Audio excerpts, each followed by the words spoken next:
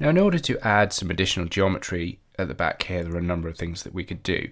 Obviously, we could jump back into modeling mode. We could further subdivide the entire head mesh, but that probably won't give us quite enough detail here without increasing the detail everywhere else a little bit too high. And I think the easiest method in this instance is actually to enable the Dyn Topo mode again. So we're going to do that up at the top here. Again, don't worry about the warning. And let's just check our settings. So again, we have this constant detail and a resolution of 20, which should be fine. So now if we start to smooth out this area of the mesh here. So now what we want to do is just start actually painting in some extra detail. And for that, what I would like to do is make use of the clay strips brush. So if I just make this a little bit smaller, you'll be able to see as we start to paint here, we're adding in this extra detail. As we do that, we'll have a lot more geometry to work with. So once again, we can just go back to our grab brush and start to shape this as we need it. Smooth things out where we need.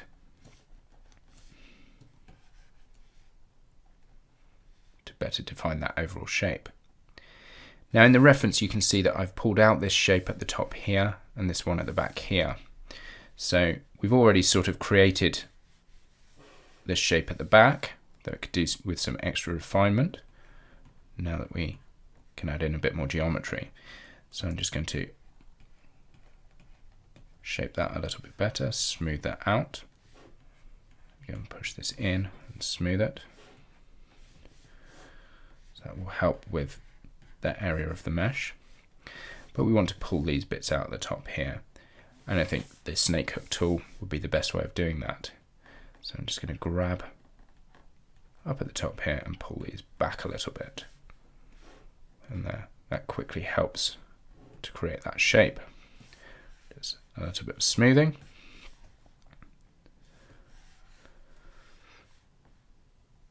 And again, we can check our shape from the front and the side. Obviously this is getting pulled up too far, so I'm just going to hit my grab tool and just bring that down a little bit. But we're going to want to push this down and in underneath. So let's have a look from the side here.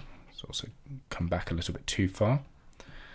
So we can just move this around, smooth things out a bit as we go, and just pull this back into the position that we want it to be. There we are.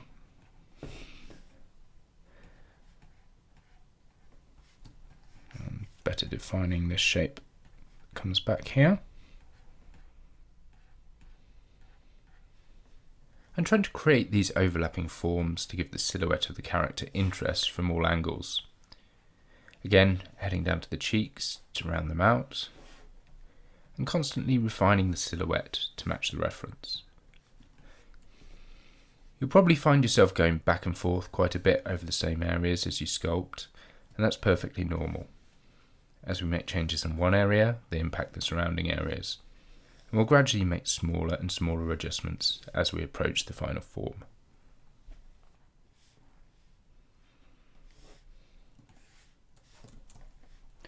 And then I'm just going to use the clay strips brush again on here. I'm just going to reduce the size a little bit just to better define that shape. Just building up a little bit of geometry on the top there. And a little bit around the side here for the cheeks, just to puff them out. Smooth that a touch.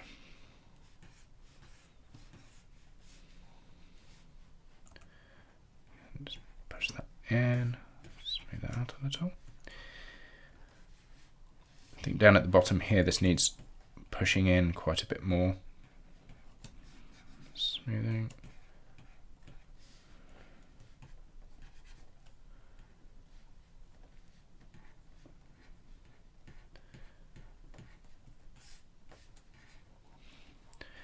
And again, if you want to add any additional geometry. Just a quick pass with that clay strips brush will help to do that.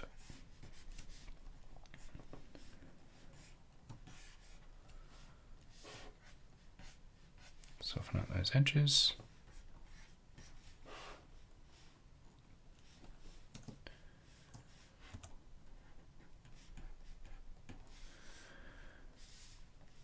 There we are. I'm just going to add a little extra detail as well, just across the front here.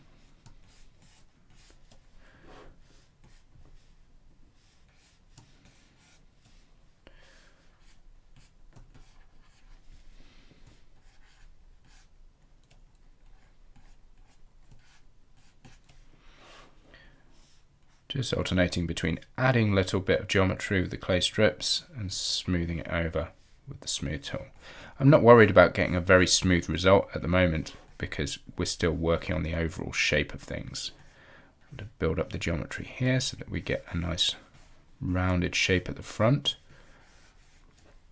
and then it will taper off a bit as we go back along these two ridges here. So again, I think I'll pull this down a little bit more in the middle here. Maybe again, adding a little bit extra across the top here. Keep those shapes nice and rounded.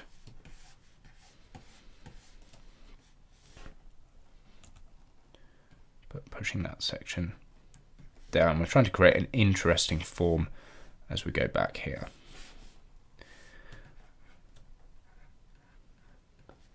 Make sure that stays rounded and not too sharp. Again, just double checking all the time from the reference. We don't have to stay super close to the reference, and if there are improvements that we can make as we go along, obviously we will do, but it's a good checkpoint so that we're not going too far away from it.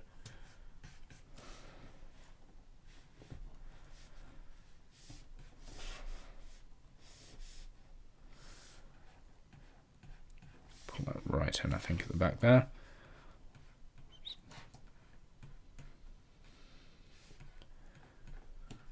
Getting some nice smooth shapes to the forms here. That feels better with it tucked back in under.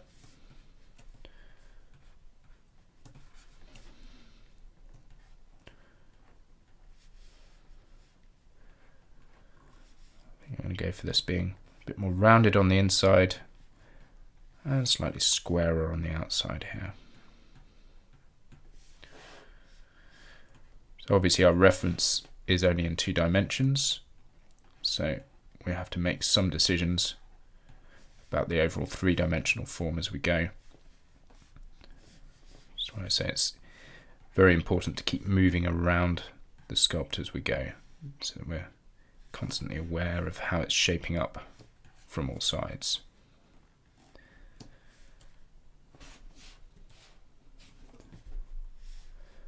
Again, just another quick check, make sure we're rounding out that nose nicely.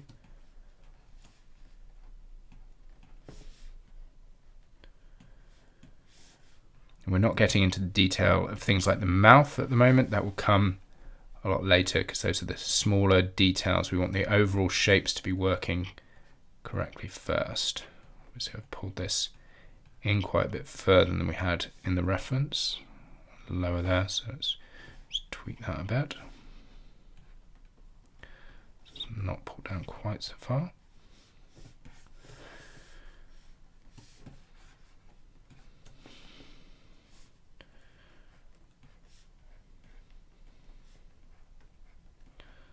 Maybe come out a bit more in the middle, but push back at the sides here. Let's have a look from the side again. It's a bit better.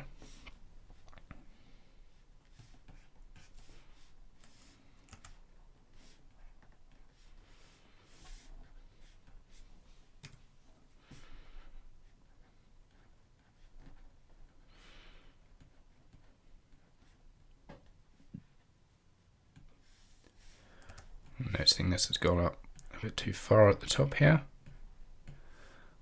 I'll brush that back down again as well.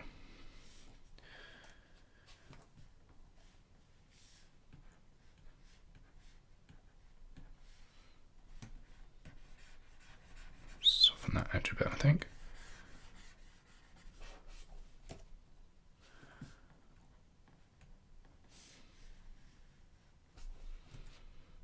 There we are, that's a little bit closer.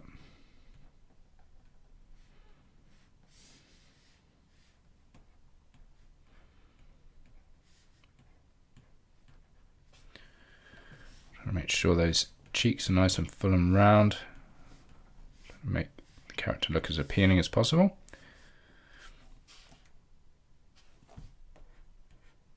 Pushing them down too far though.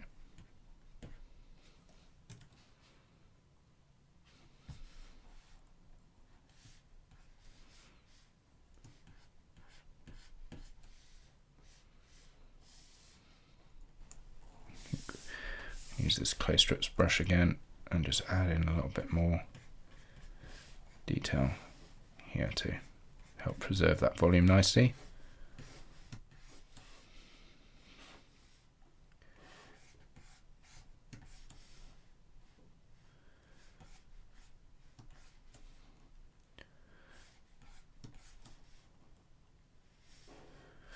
And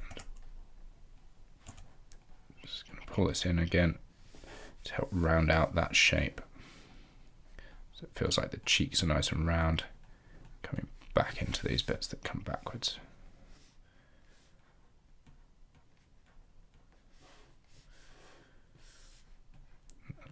Looks a little bit better like that.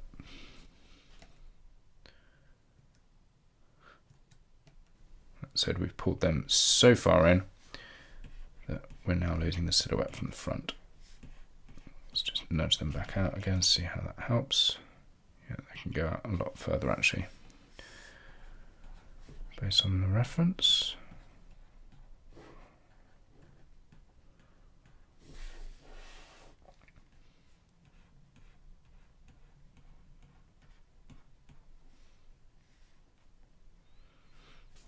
So look from the front, getting there.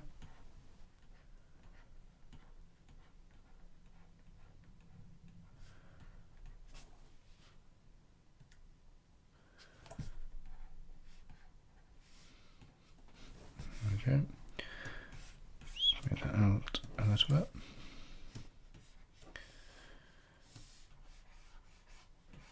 So I'm just tidying up the backs here, rounding them out a little, but I still want to keep things a little sharper on the outside. Having a variety of straighter and more rounded forms really helps to give your character a sense of appeal.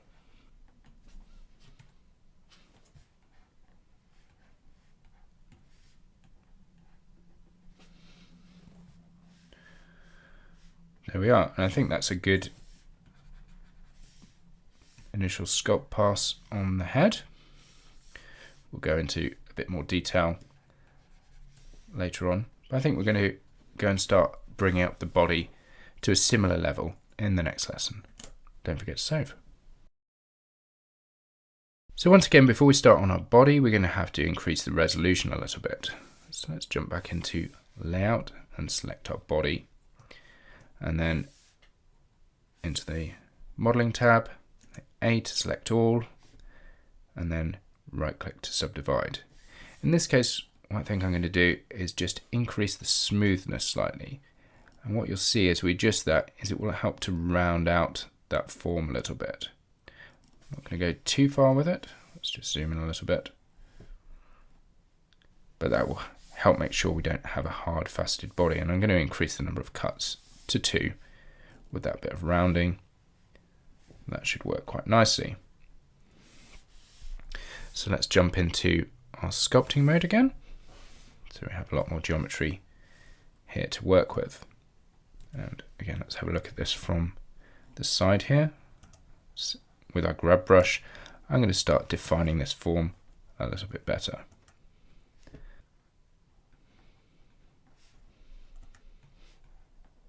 So just working on the overall outer shape to start with.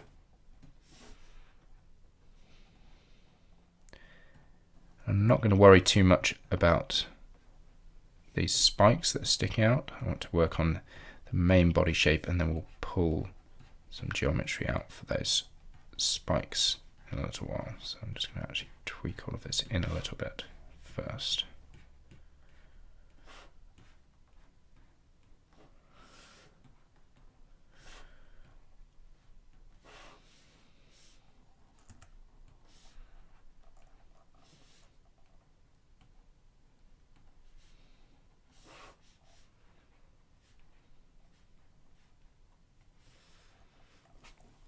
From the front.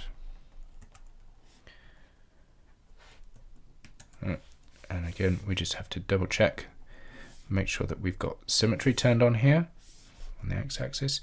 If you actually ever make the mistake and perhaps end up with a mesh that's not symmetrical on both sides, you can actually fix that under this symmetry drop down. So in this case, we have this direction -x to +x. So this will take anything that's on the negative side and move it over to the positive side when we hit the symmetrize button. So if I hit that now, you can see we now have a symmetrical mesh. We can now re-enable our symmetry on X and everything should match. You have different options here, so you can change this to go in the opposite direction, +x to -x, or on either of the other axes if you need to. So again, let's just start shaping this up. Putting out that neck a little bit, so we have smoother fall off there. Better shape to that chest.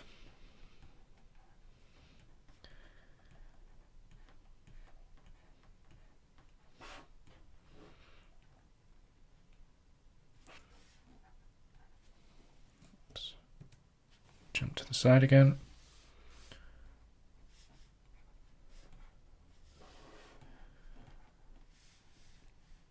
So,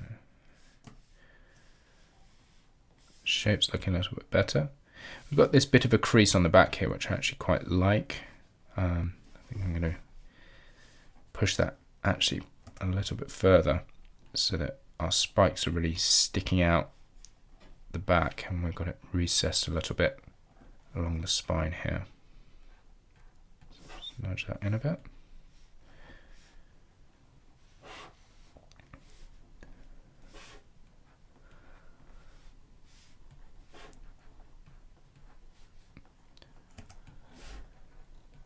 And just tapering out that neck. Maybe be a little wider at the very top where it meets the head.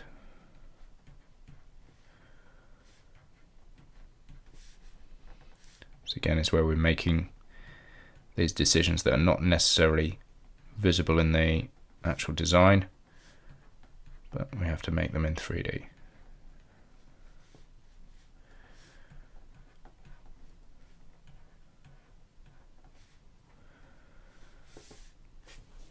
Just checking from the side again, pull that back a little bit,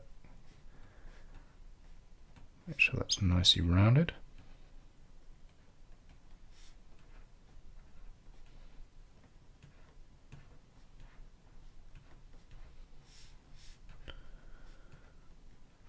That chest to be quite sticking out quite a bit at the top there. Give it a bit more form. That's good.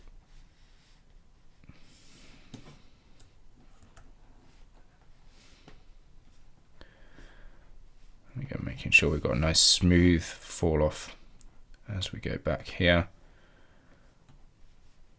Once again, checking from all sides. Okay, that's pretty good. And just down the bottom here, I'm going to smooth off some of this to round out that shape a little bit. Losing us a little bit of volume there, so we might have to reinstate that. And some of those sharper edges that we had in the design.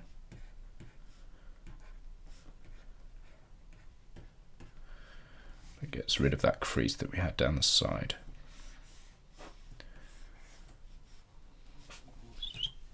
the side view again.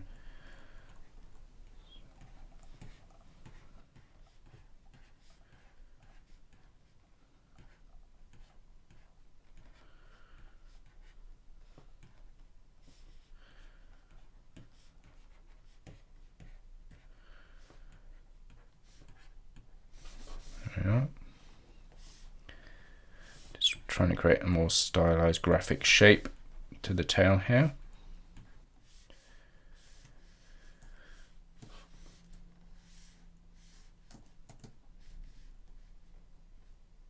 That'll do, but I now think we need a bit more resolution here. So again, in this case, I'm just going to jump back to modeling, A to select everything, and right click and subdivide once more. We still have that smoothness setting enabled, so that will help to make sure that the new geometry we've added maintains the shape a little bit better. Let's just push that a little bit more, I think. There we are. And let's head back in sculpt mode. So just going to smooth out some of these shapes a bit. Get rid of some of that bumpiness that we had. Get a nicer taper on that shape. There we are.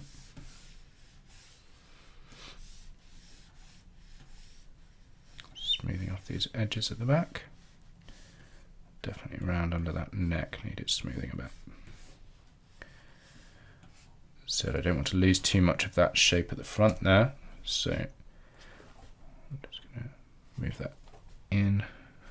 But, yeah, I want to make sure we've got this slightly more square shape, that obvious angle change at the front there. It's good.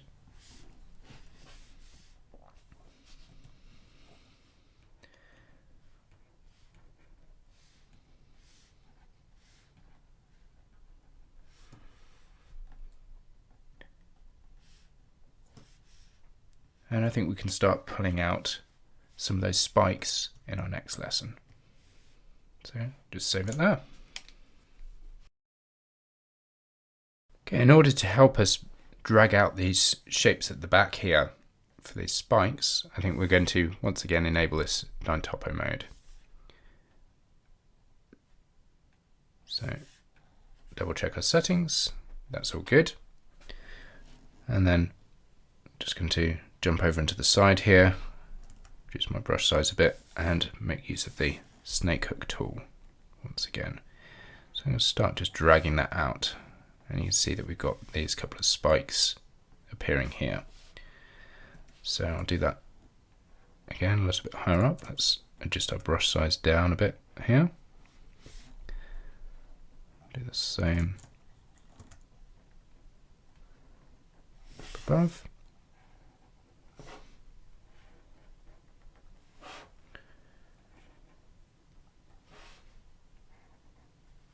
There we are.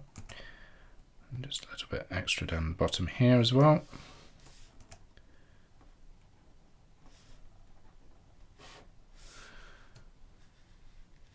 There we are. Now at the top here, these are fused together, which we don't really want. So I'm actually going to go back to the side here with my grab brush, and let's just pull that in a little bit and smooth it out. And then we'll go into the 3/4 view, again with our snake hook brush at a smaller size, so that we can start defining that shape, keeping them separate.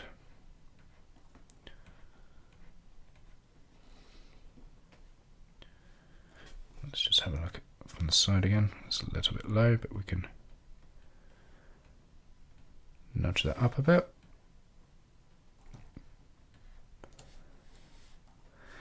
There we are, that's more what I was after. Smoothing down the middle.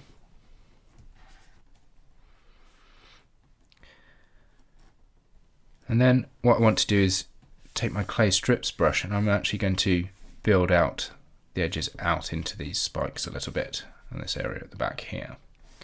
So I'm just going to increase my brush size a little bit, start adding in a little bit of volume in where it's required.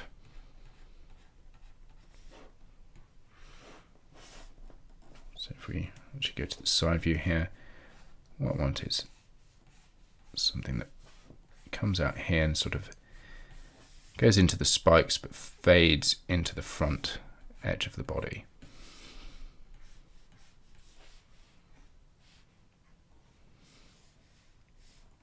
And we can just smooth out these edges a little bit.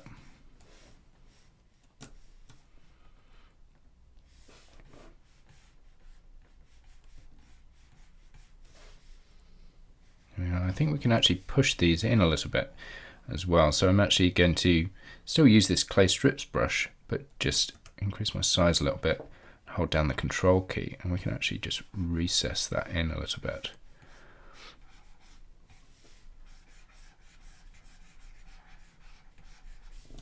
And have the effect of pushing out those spikes just that little bit more. Again, just smooth off that shape a bit. I can push that even further. Control key. Just going to reduce the size of my brush a bit. I'll do the same down the back in the middle here again, and just to get a bit more of that sort of ridge down the middle that I was talking about earlier. Smooth things a bit. Add in a bit of geometry wherever you think it's needed. Now I think the detail level is a little bit low, so we can always adjust that here. So I'm going to up that resolution to 30 now, so that as I paint I get a little bit more detail. I'm going to better refine this form. So just keep adding the geometry in. Let's have a look from the side. So pulled this in a bit too far, I think, now. So those spikes are a bit too prominent, so I'm just adding a little bit more in there with the clay strips brush. See how that looks from the side. Add a little bit into that cap. Smooth things out.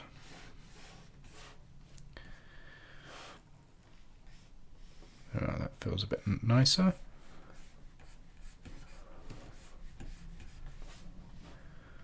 Always just going around adding a little bit of geometry and then smoothing afterwards. Right. We've got an issue here that you sometimes get when we're adding geometry to one side and it's making a mess of the other side with this clay strips brush. So I think what I'm going to do is just hit the grab brush, see if we can pull some of this across that way without affecting the other side. It's just because the geometry is fairly low resolution and quite tight together. Let's smooth that out a bit. There we are. That's achieved a better result. Okay, I didn't really want that to be joined together in the middle, so I'm just going to push that down in the middle here. So that we're getting that ridge back that we wanted. Smooth that out.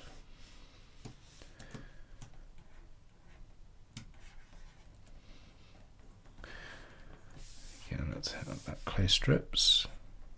Add in a little bit of extra geometry. Smooth it out.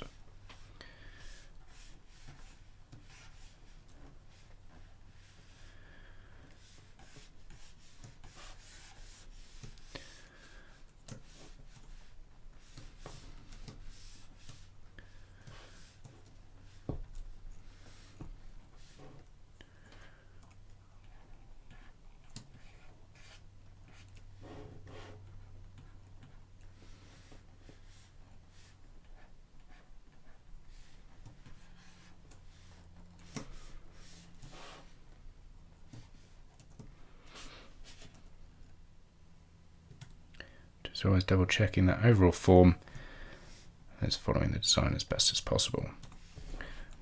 Now I think that's been pulled down a little bit too far, rather that was heading up. Let's smooth that though.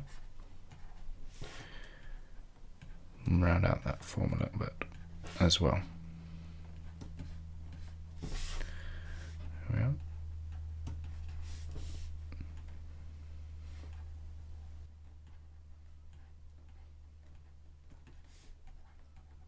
Here I'm just making some tiny adjustments to better define the shape of the back and the spikes. Just using the grab brush and smoothing with the shift key.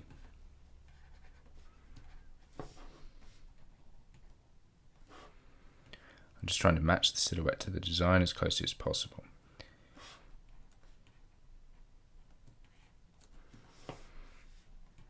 Making some small adjustments to the tail as well to better define the shape.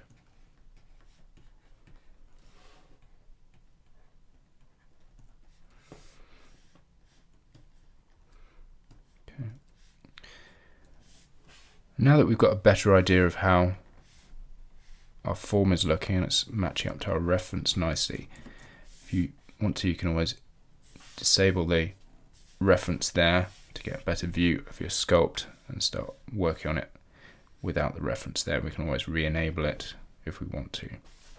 So seeing now that I need just a little bit more geometry here to better define that shape.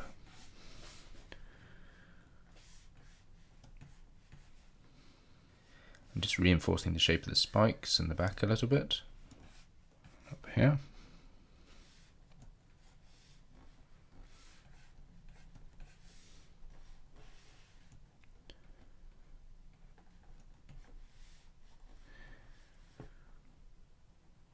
There we are. And then the other thing that I'd like to do is better define this line down the middle here. So I'm actually going to use the clay strips brush just to roughen a line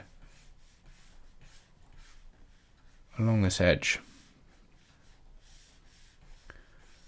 like that, and just smooth it out here just to blend through to the back.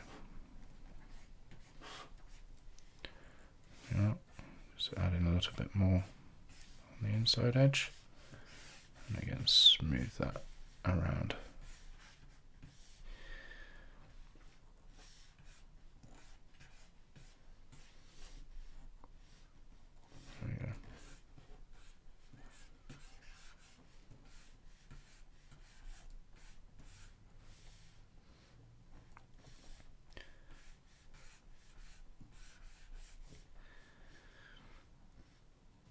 And we can make that maybe a bit more defined using this crease brush. So we can actually crease this far side a little bit if we want to. Drop the brush size a bit.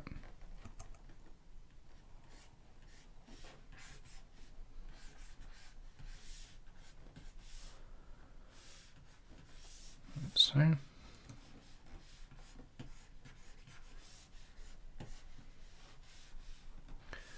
And remember, if we hold down the control key, we can actually tighten up this edge as well. Just to find that a bit better.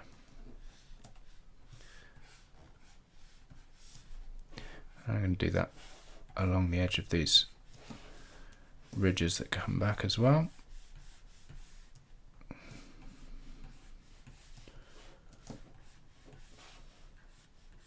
Them a bit more form.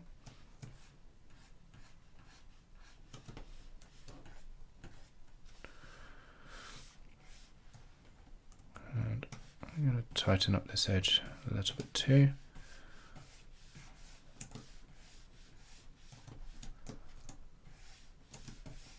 So we have a sort of squarer front. Same here. I'm rounding that out. Just tighten up this shape a little bit. Again, it really helps to have some sharper edges in your designs so that everything is not all evenly rounded. Creates more contrast, which in turn is more appealing to look at. A little bit back here on the tail.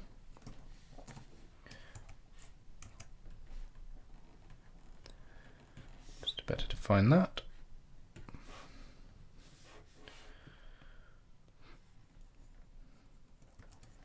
Again, I'm just trying to fine tune the shape of the tail, creasing the edges, but also trying to preserve the silhouette which we've already defined. I could have gone with a very smooth curved shape for the tail, but having these defined angle changes just helps to create a more interesting and eye-catching shape. And then still moving around the mesh to refine the edges of the tail still further.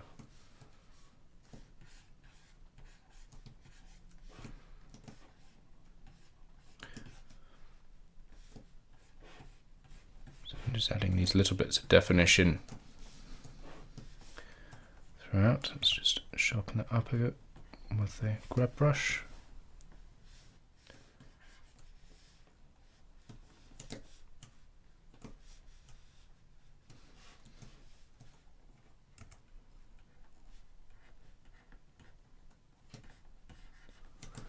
Okay, and that overall shape is looking pretty good for the body now.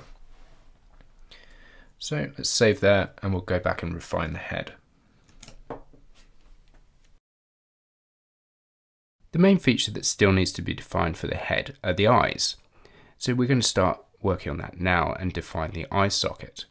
At the moment, we've been working on the body, and if I try to sculpt on the head, you'll see that nothing happens. Now we could change back into object mode, select the head, and then come back into sculpt mode. But an easier way of achieving the same result is to go up into the outliner, where you can see our body is selected, and we have this little sculpt icon. If we look next to our head, we've got this little dot. And if we click on it, the sculpt icon moves down to there. And now, if I start working on the head, I can now start sculpting on it. So, we're now going to start carving out our eye socket here before we actually bring in a new mesh to act as the eye itself. And before we do that, I'm just going to re-enable Dyn Topo, which is often disabled when you switch between meshes, so that's something to be aware of. And we're going to start carving out this eye socket. I'm going to do that actually with this clay strips brush, which is the brush I usually use to build up volume, but we can also invert it by holding down the control key and actually start carving away into the mesh. So I'm just roughly placing the eye socket where I think it's likely to be. We can actually just re-enable our reference here, and then need to push this right back and up a little bit. I jump over to the front here, and need to push it back and up into this space a little bit as well. It looks like I've gone a little bit low, so we can just use this clay strips brush and just build some of that volume back up again for the cheek. Just smooth that out. That will do for now. Just carve back in under there. Smooth things out a little bit around the edge. Just checking front and side. I think we need to go up a little bit, obviously. Just here.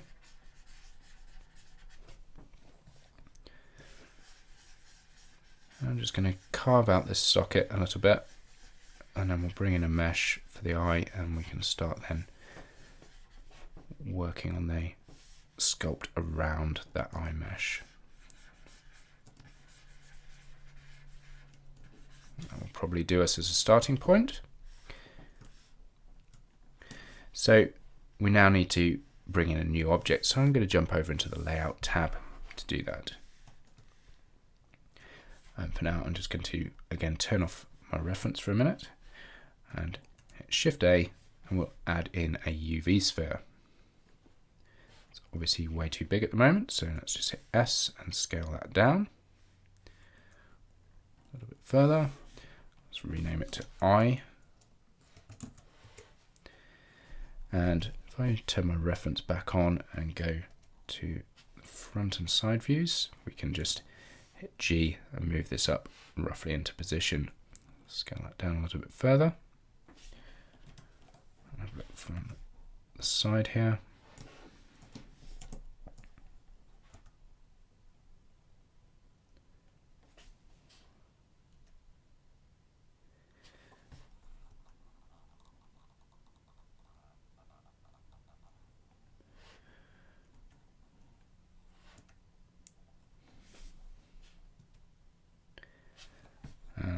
That looks fairly good. What I'm also going to do is just rotate this. So I'm going to hit R to rotate around the x-axis 90 degrees, hit enter. And that way that brings this pole to the front, and we have these nice edge loops which will make it easier to define where a pupil would be. So I'm actually going to jump over into the modeling tab here, and let's go to our side view. And what we're going to do is define some materials here.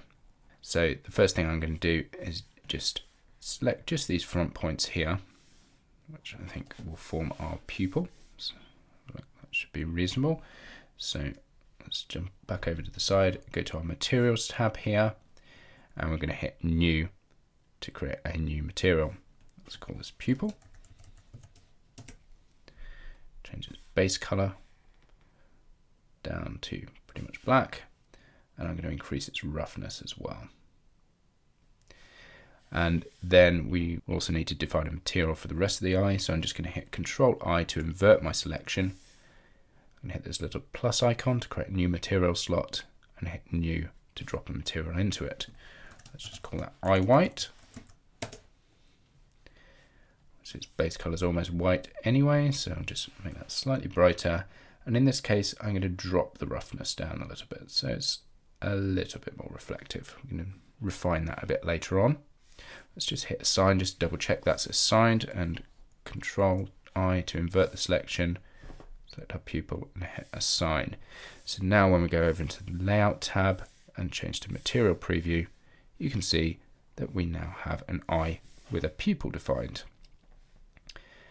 Having done that, we can also mirror that over to the other side of the mesh. To do that, I'm just going to add a modifier. So I'm going to go into the modifiers tab, hit add modifier, and we're going to choose the mirror modifier. Once we've done that, we can use this little eyedropper icon to pick a mirror object, and I'm just going to click on the head, and that should mirror it over to the other side of the mesh. So once we've done that, we can select our head object again, and we can jump back into sculpt mode, and we can refine this eye socket shape.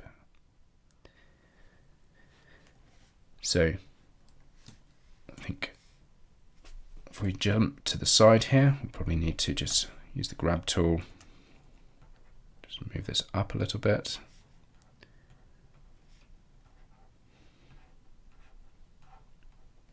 Quite a nice shape as it wraps around the eye there. Pull that cheek down a touch. Look from the front. Lift up these brows a little bit.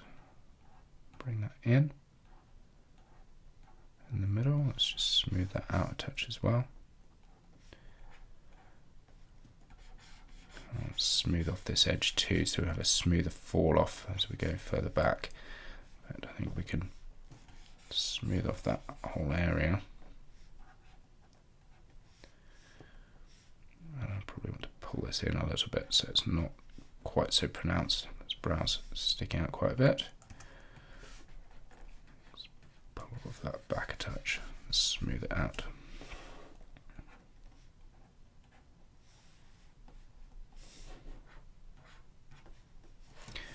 I want this front to be rounded, so let's just pull that out a little more whilst pulling this brow back in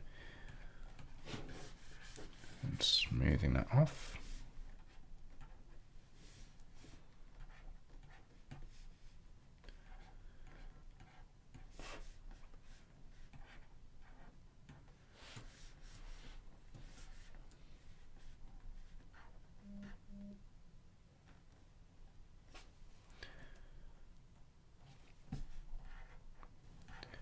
Lift these brows up a little bit here so we don't have a angry looking expression, and pull these sides in a little bit more as well. Just smooth out this. So that shape falls off a little bit more smoothly to the sides here, flows around to the back.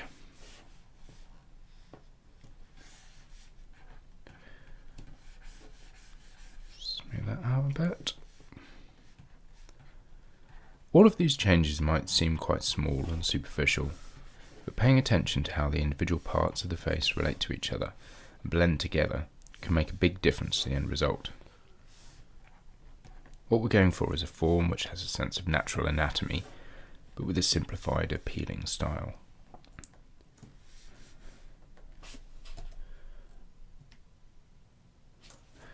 So that's working fairly well from the front and the side.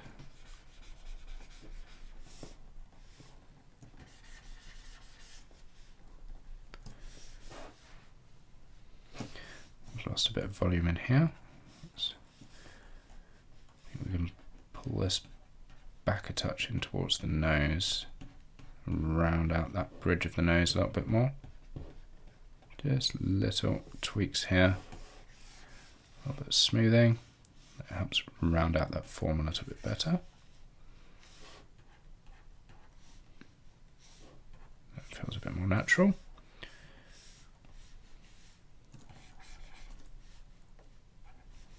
Again, you'll see that some of the adjustments I'm making here may seem tiny, but they all help to define the overall form. This is especially important around the eyes, since a small change can make a big difference to how friendly or appealing a character looks. Okay, I've lost a bit of volume out to the sides here. Let's pull that back out a bit. As I mentioned before, you'll constantly find yourself doing this, adding and removing volume in certain areas as we close in on the final form.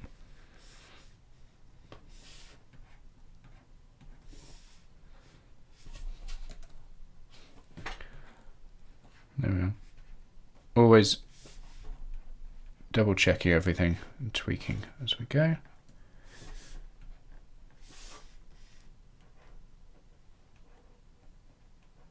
Create that nice rounded shape there of the cheeks again.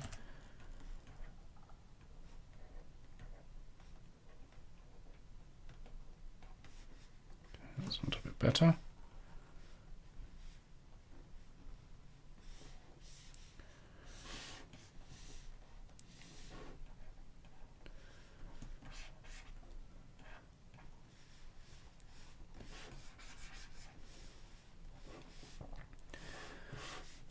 There we are, and that's our eyes defined.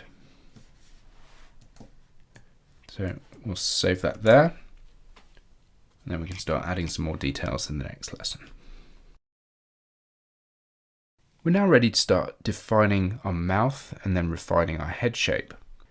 So to start with, we're going to place this mouth in. Now Dine Topo is not enabled, so let's just check that on again. And I'm actually going to increase this resolution a little bit further because I want some extra detail in around this mouth. I'll reduce my brush size a bit. And then what I'm going to do is make use of this crease brush to define where the mouth sits. So to start with, let's just go over into our side view here. Let's move in a little bit. And then just start drawing in where we want this mouth to sit. And pinching things together nicely there. To define that, let's just move around the mesh and then we can actually draw this in underneath.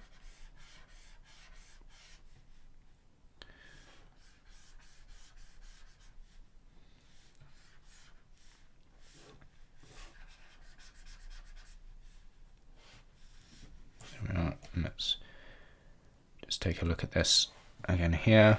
I think we need to use our grab brush. Just notice this needs pulling in a little bit further to define that nose shape.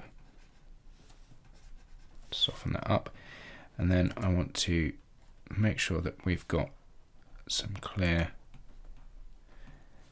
definition to where that mouth sits. So I want to pull this area back a little bit. So I'm just going to go into 3/4 view here. Just make sure that that area is tucked back a little bit from the front of the nose.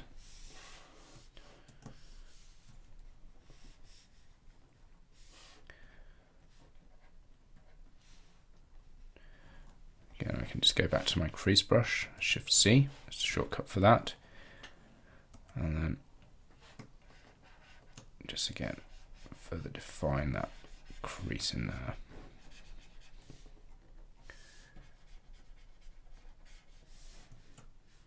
There we go. Just going to use my clay strips brush again, just now that we've got this extra detail, just bulk up the sides here a little bit, smooth that out, zoom up around my nose, smooth that.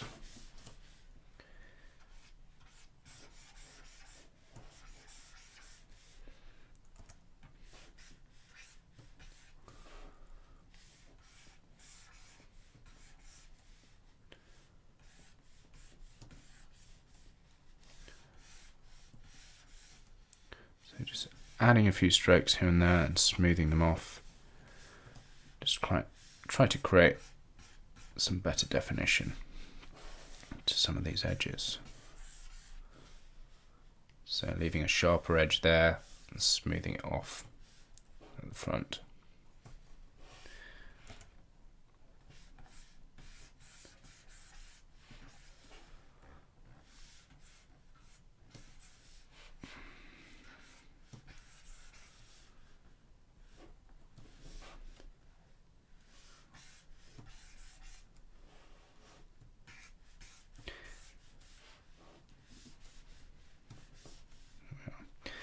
I'm going to do the same back here and just define this shape a little bit better.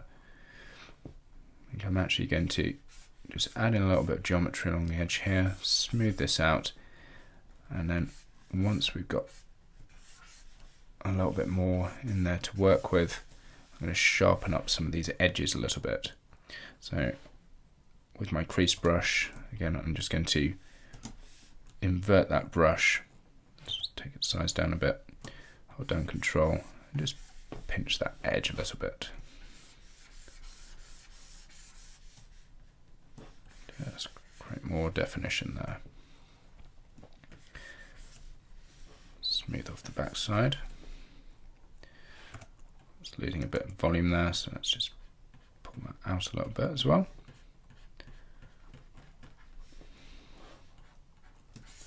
Smooth that through.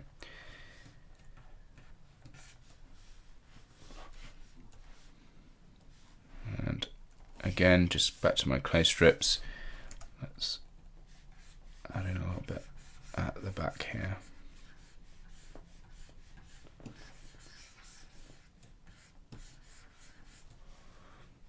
So the area was a little bit low resolution. The shape wasn't all that well defined.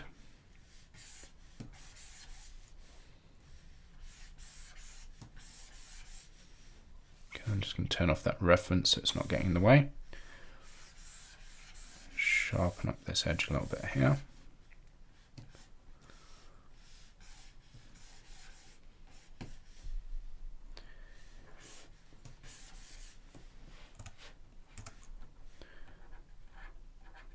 Just paying attention to that silhouette. I want it really bulging out there. It's got a nice smooth line coming round.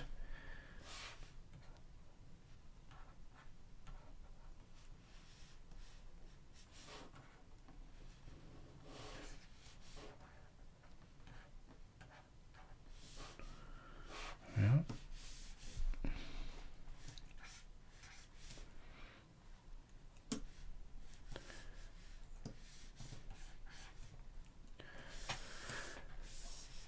And again, just adding in extra detail wherever we think it's required, where the resolution was quite low before. Just help define things a bit better.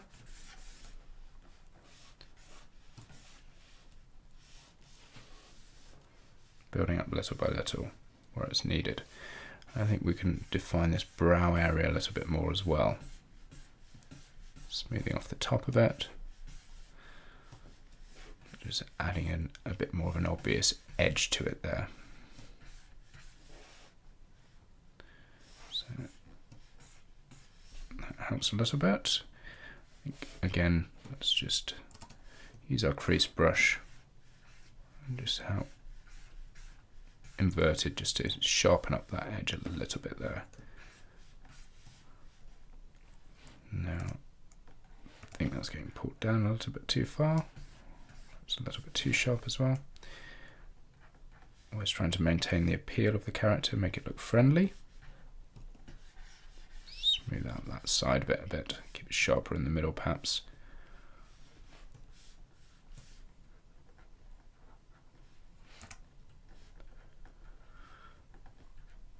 Make sure that everything looks nice from all angles. We're losing that bulge out of the front there. Let's have a look with our reference again, just from the side. So yeah, you can see that's got squashed in a bit. This nice big round forehead.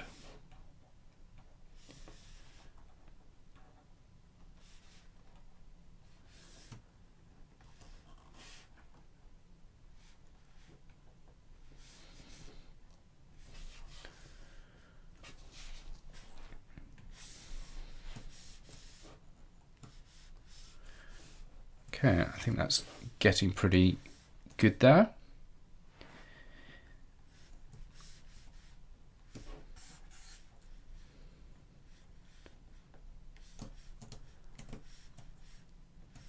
And then I think we'll do one final quick pass of refinement in the next lesson where we're actually going to remesh the head.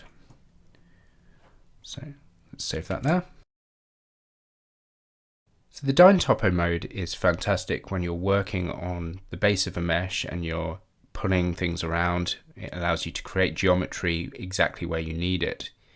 But because it works with a triangulated mesh, it does mean that sometimes you get some sharp edges and corners where you don't want them. It's less desirable in the final render. It's better to work with a mesh that's made up of quadrilateral shapes, four-sided shapes. And we can convert this back into a mesh made out of quads using the remesh tool. So to do that, I'm going to disable the Dyn Topo mode. And we have this remesh menu up at the top here. Now we can set the resolution that we want up at the top here, but an easier way to work is to actually use the dynamic version of the tool. And you can enable that by hitting Shift R. So we'll show you dynamically the resolution that we're going to be creating. For example, if I choose quite a large size here, and then I hit Ctrl R, which is the shortcut to remesh, you'll see that we retain our overall shape, but we've reduced the resolution drastically. So we've obviously lost all of our details. This can be useful sometimes when we do want to reduce the resolution of a mesh, but in this case, we actually want to keep all of the details that we've carefully sculpted in there. So I'm just going to hit Ctrl Z and hit Shift R again. And now we're going to reduce this down to somewhere a little bit lower. So I think we can probably go down maybe to about 0.15, something like that, and then hit Ctrl R. And you can see now that all of those triangles have disappeared, and instead the entire mesh has been converted to use these quadrilateral shapes instead. Now it's done a fairly good job because of the detail here of retaining, for example, our mouth crease there. The rest of the mesh we've got more than enough detail for. So what I'd like to do is just refine this slightly further. At the moment, everything's looking very faceted, and that's because we're still using flat shaded mode. So if I jump into the layout mode and right click, we have shade flat enabled. If we click on shade smooth, we'll smooth the overall look of the mesh. So if we come back into shaded mode, you can see already things are looking a lot smoother. And all we need to do now is just finish off polishing up this mesh and refining the details.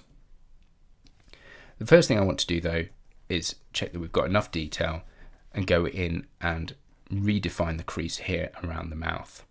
So I'm just going to hit Shift C to enable my crease tool, adjust the size down a little bit and start working into this mouth here. And we can just smooth out the edges a little bit. I want to try and create a nice sharp crease in there.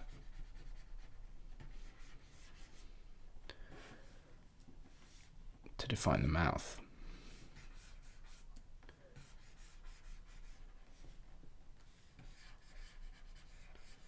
Now I'm just going to jump into my side view here and re-enable my reference because I think things have got pulled around a bit. They have. Let's just hit the grab tool here, increase my size and start pushing this nose back into place a little bit. So we're not getting too far away from the reference there. That should do. Okay, and you'll see again to go back in and increase this up nicely.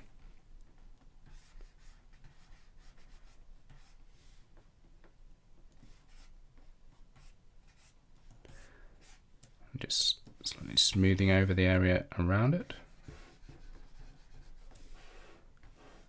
Let's turn off our reference now. And then if I increase my brush size, I'm just going to smooth over some of these rougher edges.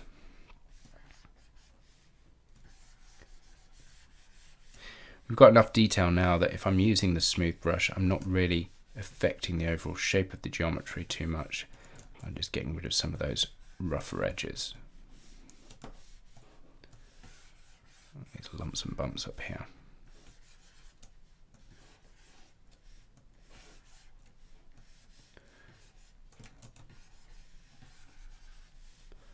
That just helps polish things up a little bit more.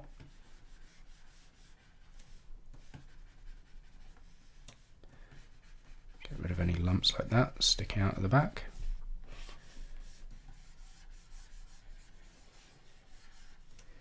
And it's now just a case of taking your time, moving around the mesh and adding that final level of polish to everything. It's here that we can really start to see the benefit of taking our time earlier to nicely define the forms using the lower resolution mesh. It gives our forms an overall simplicity which might have been hard to achieve had we been working with a higher resolution mesh to start with. As always, don't be afraid to make small adjustments where you think they'll enhance the final look.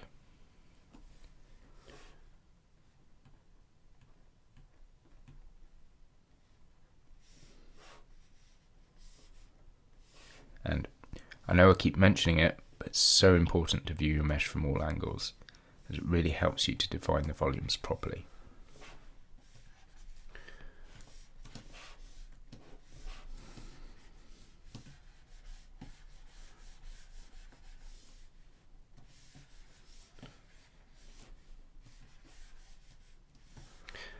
So our head shape is now looking fairly smooth overall.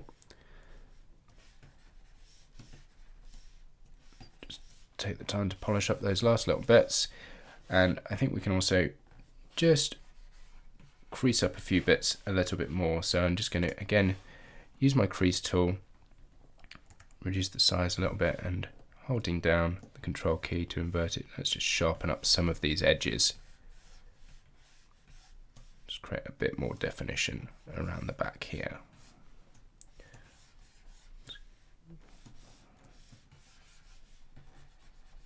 Smooth off that point.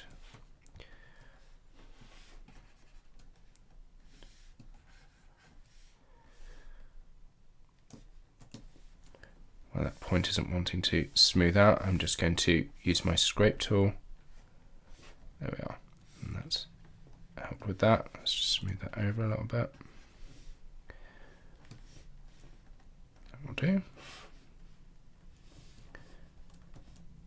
And I'm actually going to use the scrape tool to help define these planes a bit more on the back here and up on the top.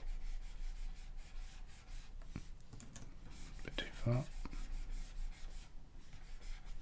There we are.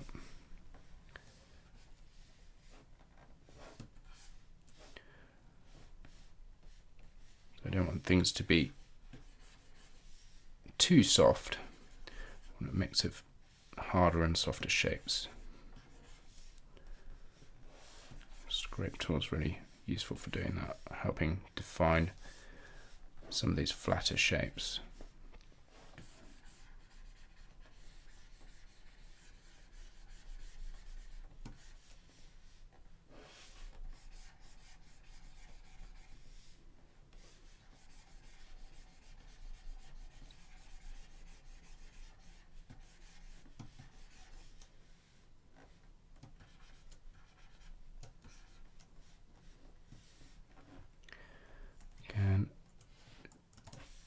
go back to my crease tool, get a bit more definition on that edge. I find it helps to crease it and then just do a quick pass on smoothing just to soften the end result. Same back here.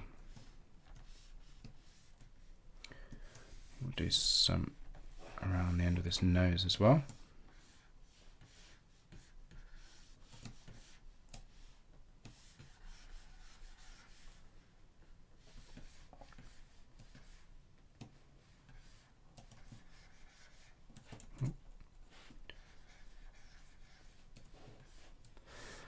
Let's try with that script brush again across the front here, see if that helps us.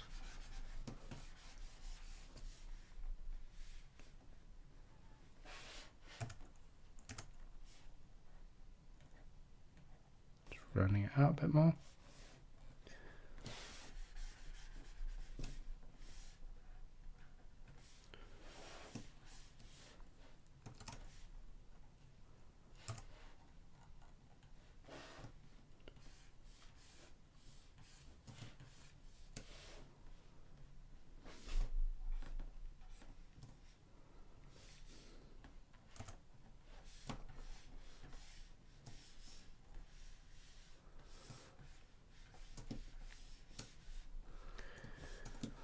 Just defining some of these edges a bit more, these plane changes just makes things look a little bit more finished,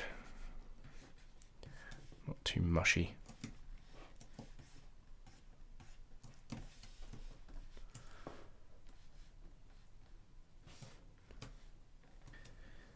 So I think we're almost there with the head now. If this is the first character that you've worked on, it might take a little while to get a result that you're happy with, but stick with it. I often find that a model will go through an ugly phase, and just spending that little bit longer can really help to pull everything together.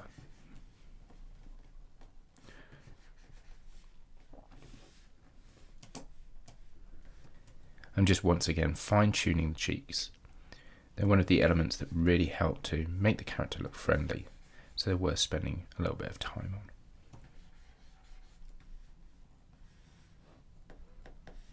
Okay, I think that's looking pretty good. So I think we can call our head done for now. And we'll move on and just finish off the body in the next lesson. Don't forget to save. We're now going to go through the same polishing process that we just applied to the head to our body. So once again, we need to switch over to our body mesh. So if I just click up here in the outliner to switch into sculpting mode on our body, we'll again try and remesh this. So once again, we can define our mesh resolution, and let's take that to maybe around 0.2. We don't need quite so much detail here as we did in the head. So let's hit Ctrl R, and that looks like it's probably going to be good enough for us to give us enough definition along these edges here. So again, I'm going to go into layout mode, just right click and shade smooth. So let's see how that's looking when we're back in sculpt mode. So that's already a lot better. We just need to polish things up a bit and sharpen up some of these edges. So actually I'm just going to increase my brush size and just smooth out some of these areas here, get rid of those obvious facets.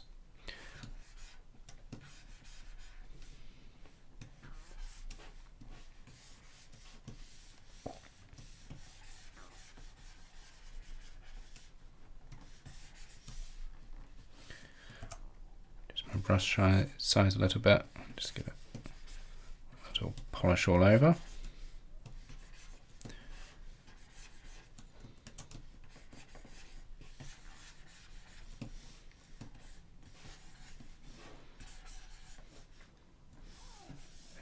Seeing obvious issues.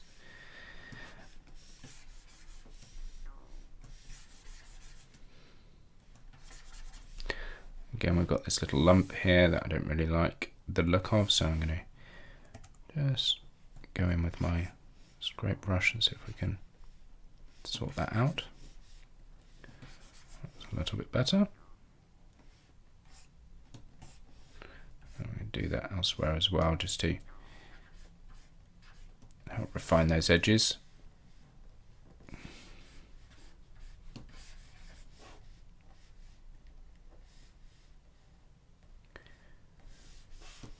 Okay, I'm now going to switch over again to my crease brush, reduce my size a bit, and let's redefine these edges here. So a little bit bigger, and holding down Control just to try and create that edge in here. Smooth that out.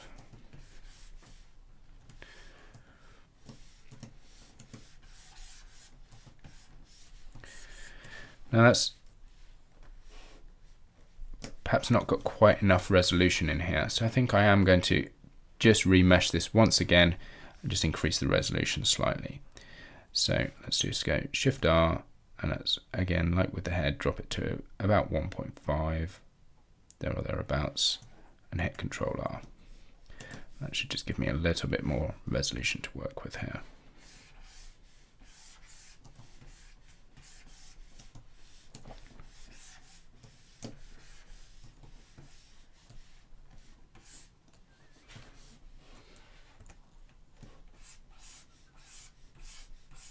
Adding a little bit of definition in there, smooth that section.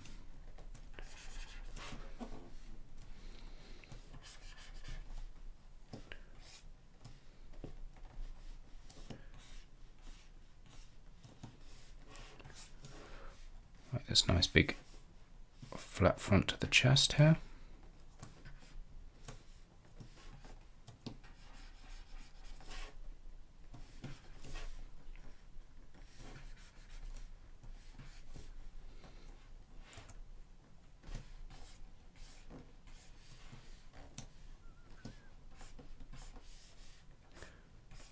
Defining these creases. A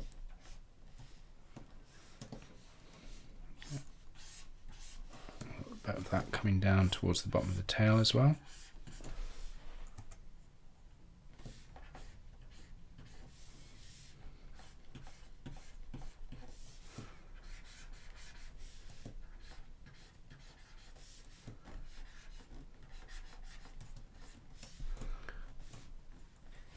Adding these sharp edges really does help to create that finished look to the sculpt, and avoids everything ending up looking too soft and mushy. It's one of the stages which I find really satisfying, since a few strokes can really add an awful lot to the end result.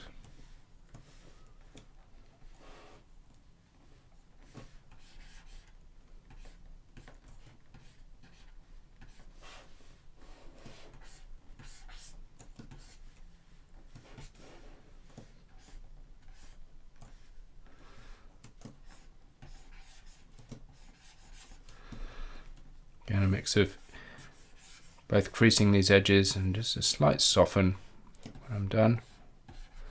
And these creases to be sharper towards the back here, soften out towards the middle.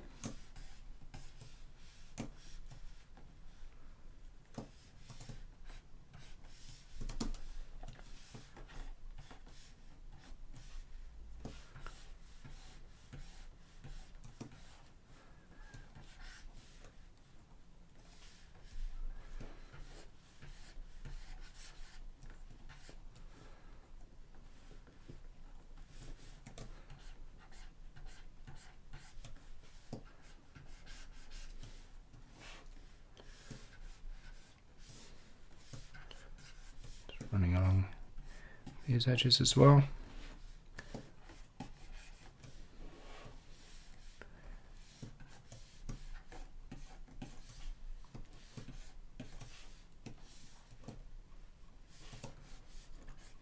You want to crease that in the middle, just get some separation in there.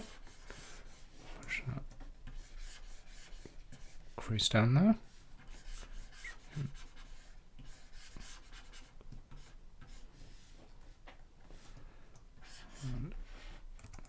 Reduce the brush size a bit.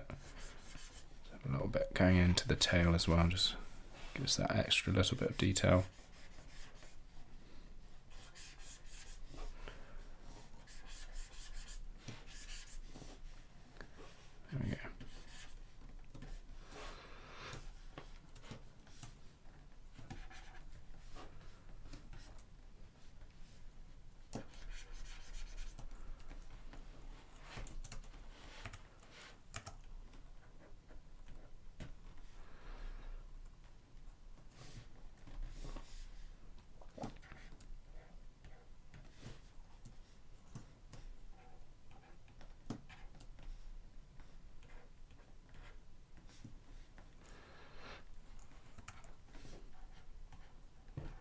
making sure that shapes still flow nicely and smoothly.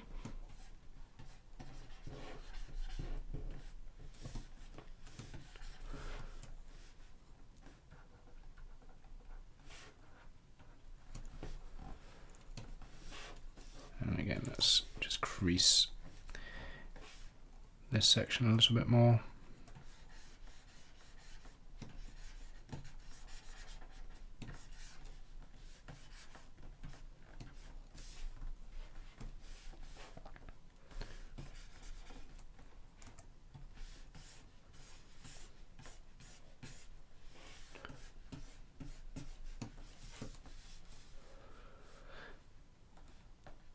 I think that's looking fairly good there.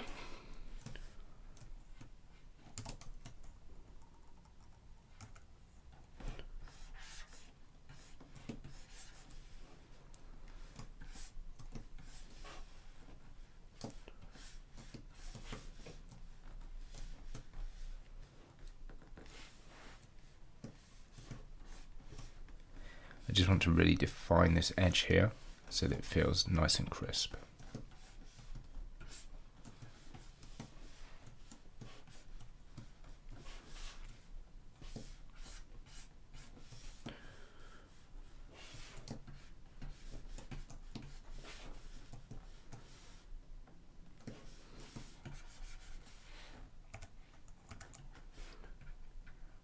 And always looking from all of the angles so that we can make sure that we've got a nice smooth form.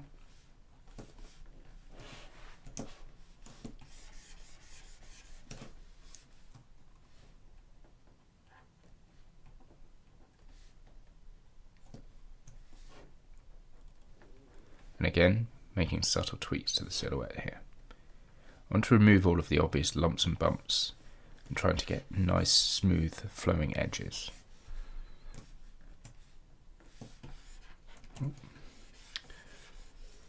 just rounding this out a little bit more on the front here, so we've got some contrast between our sharper edges and our more rounded ones.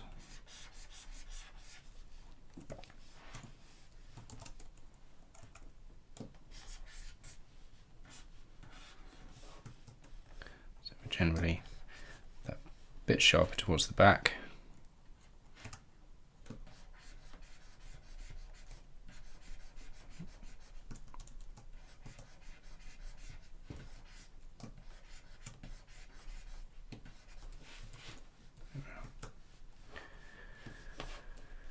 And then softer around at the front, except for this chest panel where I like that big sort of square shape that we've got there.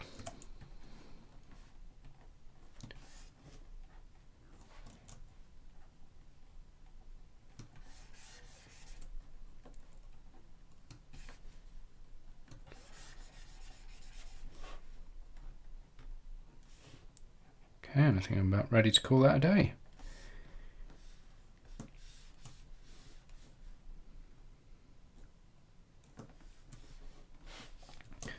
I actually just want to quickly adjust that tail. So that's sticking out a bit too much there. It's a bit of an obvious bulge that I didn't want.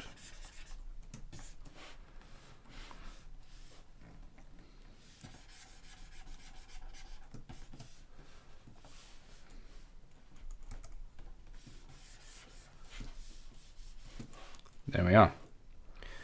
I'm happy with that. So let's save our file there, and then we can go ahead and model some fins in the next lesson. To act as a base to model our fins, we're going to start out once again with a cube. So I'm going to head over into the Layout tab, just go back to my flat shading there, and we'll hit Shift A to add in a cube. I'm just going to scale that down to start with, to roughly the right sort of size, and then I'm just going to hit Control A to apply the scale. We'll then jump over into our modeling tab, and I'm going to re-enable my references here.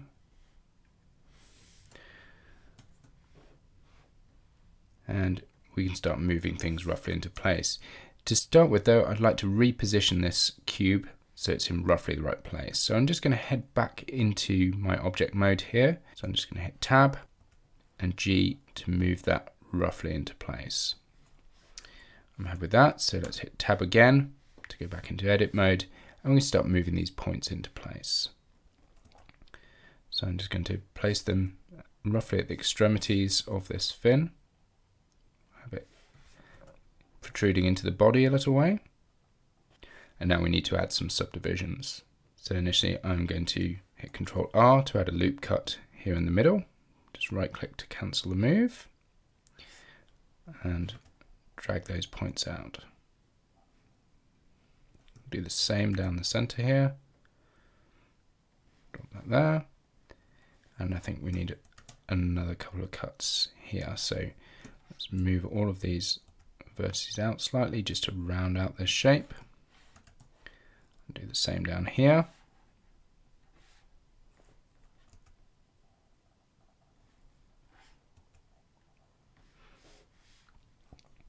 And I'll add in one more cut here just to keep things reasonably uniform. I'm now going to just select all of the vertices by hitting A, and then we'll jump into our front view. One key on the numpad, and let's just scale all of this down on the x-axis. So we've got a nice narrow fin here. Once we've done that, I'm just going to jump back into the layout tab for a minute, because we've got quite a low resolution mesh at the moment. So what I want to do is just add a subdivision modifier to it. So I can just hit Ctrl 2 to add in a modifier with 2 levels of subdivision here. And now I'm just going to jump back into my modeling tab to the side view. Let's just check our shape here. Because once we add the subdivision modifier, our mesh gets slightly smaller. So I think we can just adjust some of these points a little bit to better match up with our reference. I'm going to lift these vertices slightly just to tighten up that corner there. And again, let's drop that down a little bit.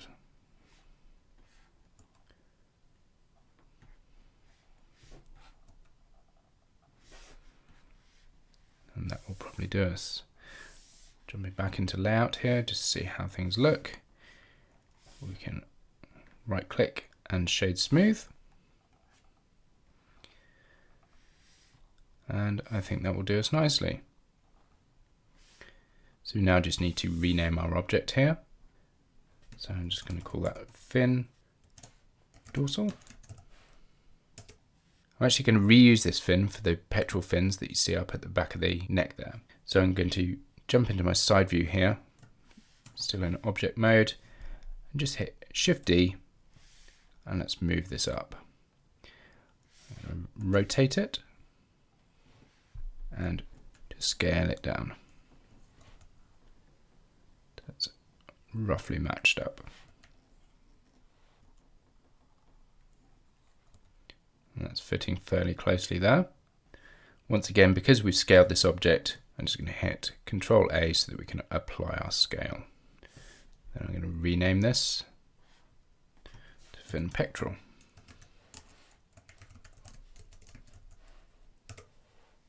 Now we just need to move this off to the one side. So I'm just going to hit G and X, and move it out to one side. And I'm going to give it a little bit of rotation as well here. So I'm just going to rotate it slightly out and off to the one side. That looks all right. And then we're going to mirror it back over across to the other side. So here in the properties panel, we're just going to add a mirror modifier.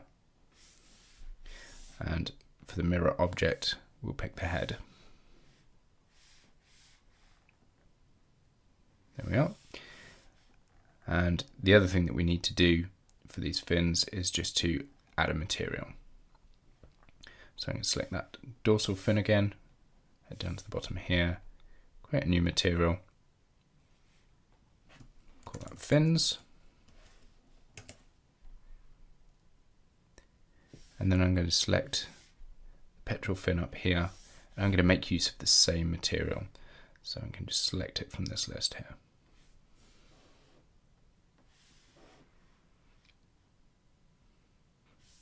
can now turn off our reference once again. And I'm just going to select our eyes, right click and shade smooth there as well. So with the modelling all complete, we'll now move ahead and do some shading in the next lesson. To start working on our shaders, we're now going to jump across into the shading workspace. So here by default, we have our material previews on. So I'm going to start out by selecting the head here of my seahorse. And at the moment we don't have any material applied to the seahorse. So I'm going to add a new one here. Call it seahorse. And we'll set a base color. So I want this to be somewhere down here, a little bit orange. And that looks fairly good.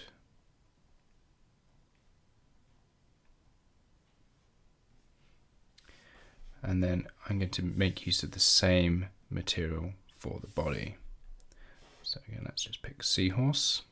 And I think I'm just going to increase the roughness ever so slightly.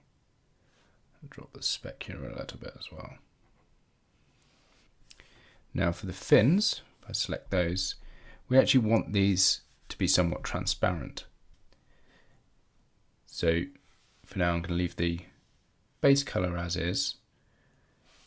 But what I want to do is adjust this alpha value so that we can actually see through the fins. So I just move it into the back here. Now if we drop this alpha value right down, you'll see at the moment it's having no effect at all. And that's because we also need to change these modes down at the bottom here. So we're going to change this blend mode here to alpha blend. And I'm actually just going to disable the shadow casting at the moment. And I'm going to turn off this show back face option. So you can see that gives us a far cleaner, transparent look there. And I think I'm going to drop this down quite a bit. So they're only just about visible. And we'll see how that looks once we've got it in the scene with the rest of the objects. For now I'm happy with the base colours of the seahorse. So to make life a little bit easier, I'm just going to tidy up our outliner here. So I'm just going to select all of the elements here that form our seahorse. And then I'm going to hit M and create a new collection.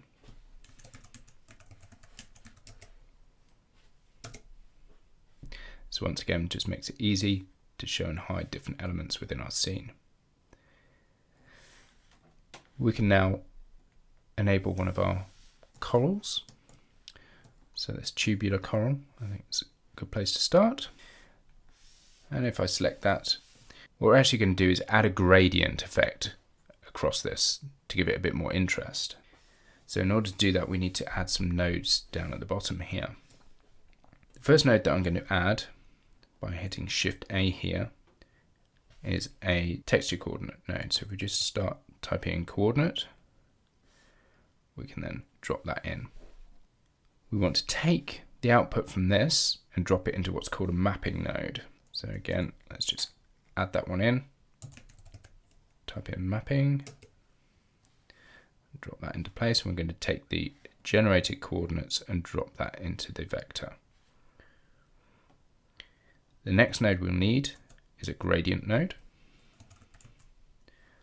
So we take this gradient texture, and I'm going to take this vector and drop it in there.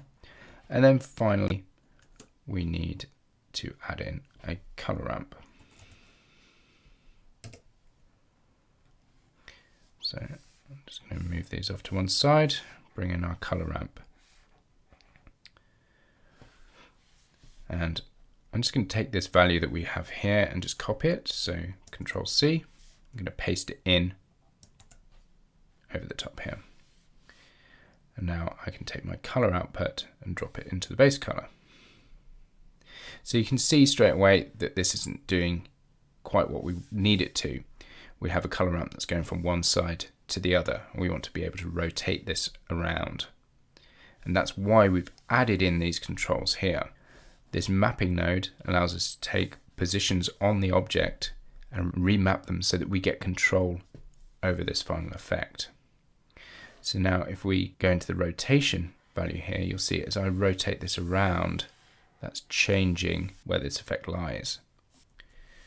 So what I want to do is just rotate that 90 degrees on the y-axis, and you can see now that our color ramp is moving up. I'm going to change this transition on the color ramp from linear to B-spline, and that gives us a smoother fall off.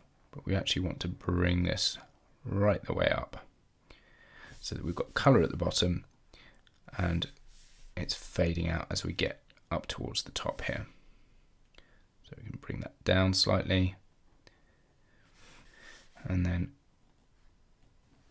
I'm just going to adjust this a little bit, darken it slightly. And then for our lighter color, I don't want this to be fully white, so let's drop that down a little bit and give it a bit more color. Somewhere around there will probably do. So we just have a slightly lighter top. Now that we've created this node setup that's allowed us to remap our color ramp effect, I want to reuse that on the other coral. So I'm just going to select all of these nodes here and just hit Control C, and we'll swap over to our staghorn coral, just select that, and then we can just paste those nodes back in here. For now, I'm going to copy this base color and just drop it in here. But I'm going to drop it over the lighter color. And for the darker color, let's drop it in there, but I'm going to take this and darken it down quite a bit. We need to connect that up. There we are, and now we can adjust our color ramp.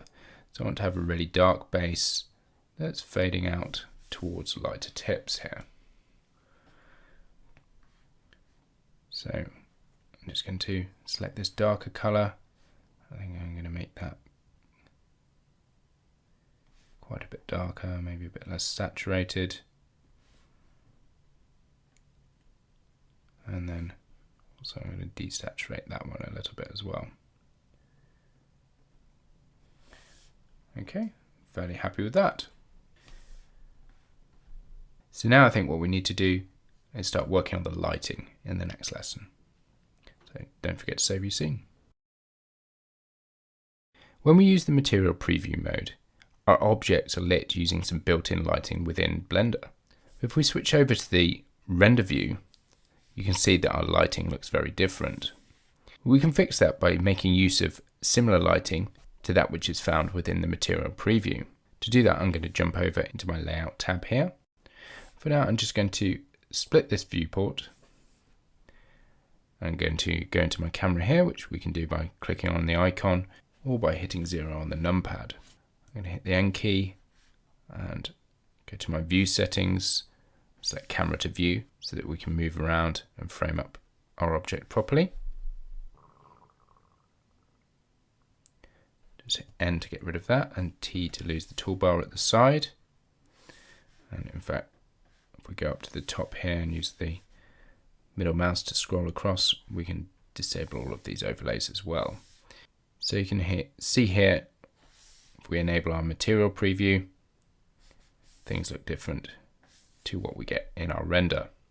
So the first thing I'd like to do is head across to the world tab just over here.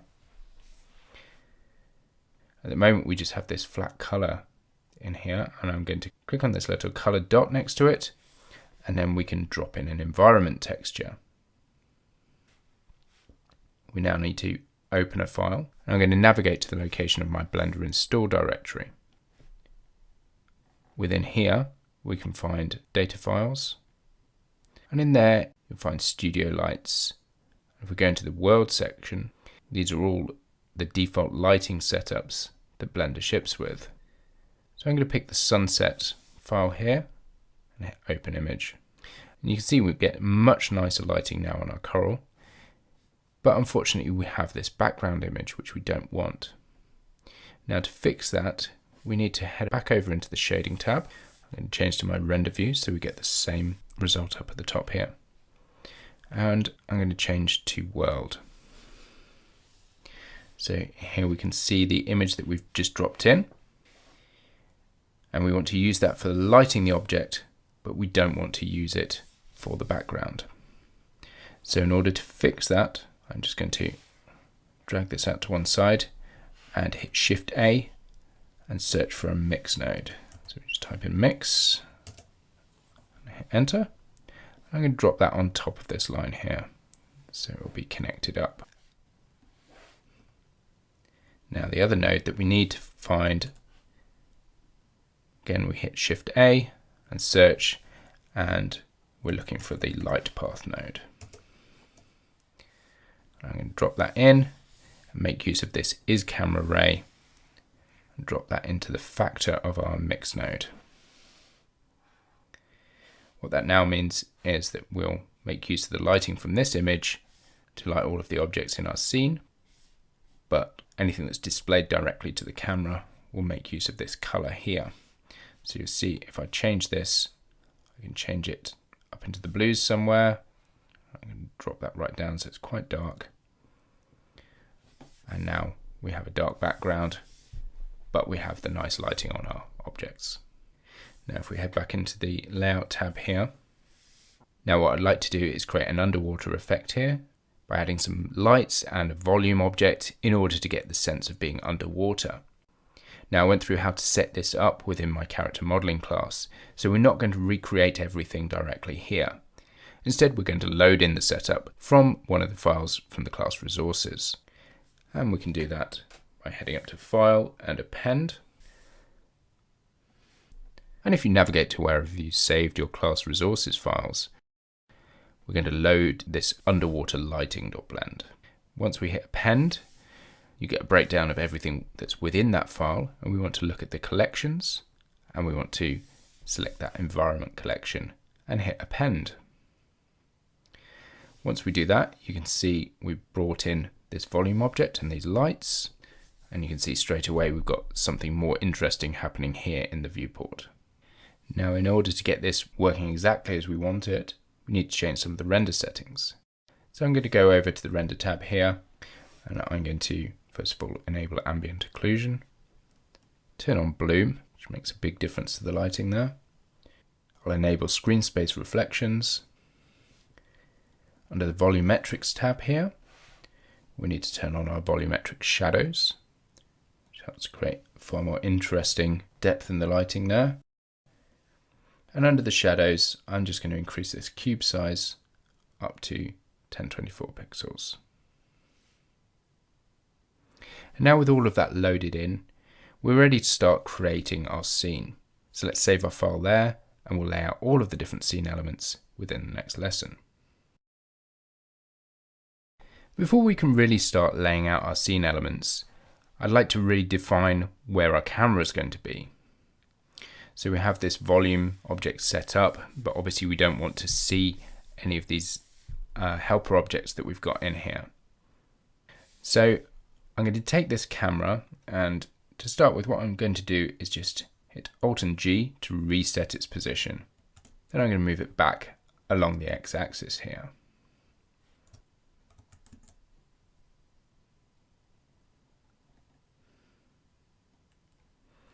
And I'm just going to hit the N key to open up this side panel here, and I'm just going to set my rotation to 90, 0 and 90, so that we're just pointing straight the way down there to start with. Now if I select this coral, you'll see at the moment our units are in meters. And because we're dealing with a seahorse, which is really quite small, I want to change our overall scene units. So if we go into our scene properties, we have a unit section here. And by default, our length is in meters. So I'm going to change this to centimeters. And I'm going to adjust our unit scale as well, down to 0.1. That means now our objects are 10 times smaller than they were originally. So for example, if I re-enable my seahorse, let's hide the coral for now, and we select it, you can see our height is now 30 centimeters. And that's still pretty large for a seahorse. So what I'm actually going to do is scale this whole seahorse down. Because we've got separate body parts, what I'm going to do is hit Shift A and add in an empty object, just picking this plane axis. And I'm going to rename that to Seahorse Control. Now I'm just going to drag and drop that into the seahorse collection here. And then I'm going to select all of the different elements that form my seahorse. And then finally, I'm going to select that seahorse control as well. So I'm control clicking on the seahorse control. So that's the final object selected. And then going to hit Control and P and select Object, Keep Transform. That will parent all of those objects underneath this seahorse control object. With that done, I can now select just my seahorse control and I can scale this down. So I'm going to select all of those scale controls there, just by drag selecting across them, and scale this down to 0.3. So now our seahorse is much smaller.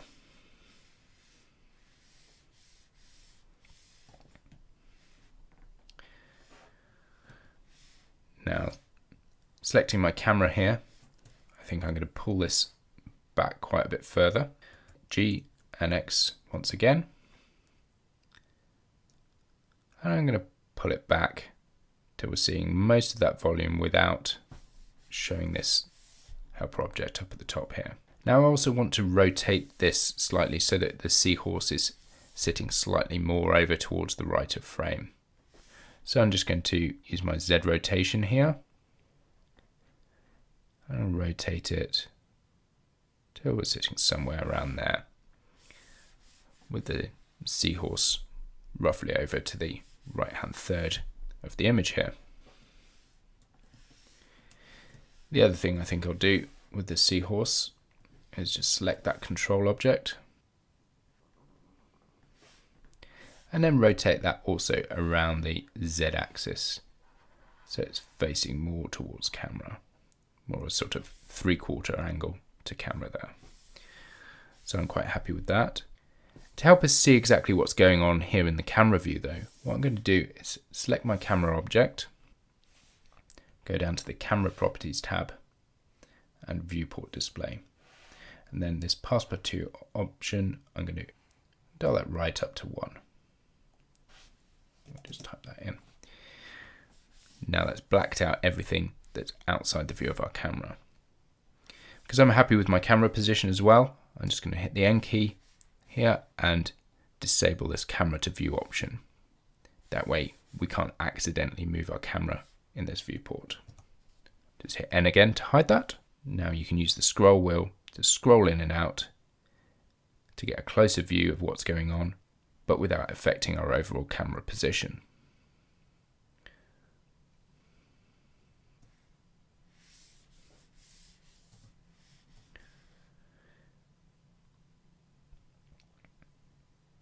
Next thing I'm going to do is just turn our rock back on. And we're going to use this rock as the basis of our environment.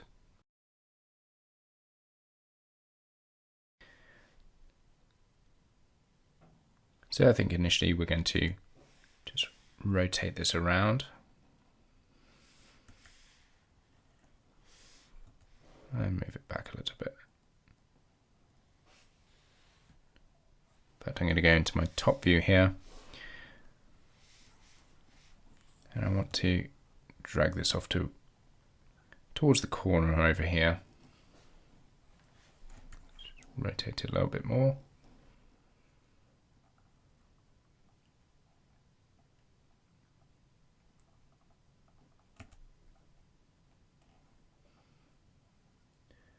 I think we can scale that up a little bit. I'm just going to turn off the render view for now, just while we're roughly positioning some objects. And I'm going to create a bit of a stack of rocks here. So I'm just going to duplicate this up a few times and move things and rotate them around a little bit. Scaling them. I'm just trying to create something that looks fairly natural, as if these boulders have been piled up over time. Now, since this process can take quite a while, I think I'm going to time lapse this section as I just move rocks around to try and get something that feels like it's a natural rock shelf.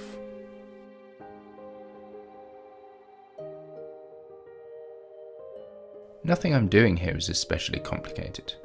I'm simply duplicating the rock over and over, but by varying its position, rotation and scale, I can create an environment that feels natural. Obviously, you could also take the time to sculpt additional rocks that would help to create even more variation. In this case, however, I feel that we can create a sufficiently varied result with the one rock, so it will do the job nicely. Also, as we start to add coral into our scene, it will give us even more variation to break up any obvious repetition.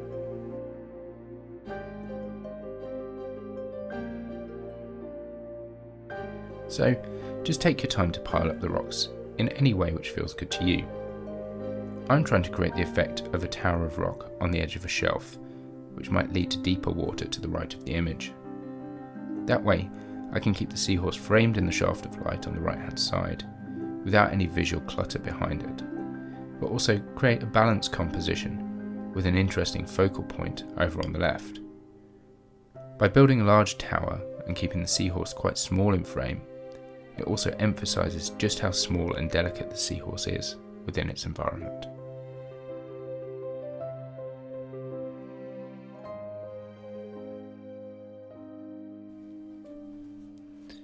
So once I've roughly positioned my boulders, I'm just going to re-enable my lighting and see how that's looking.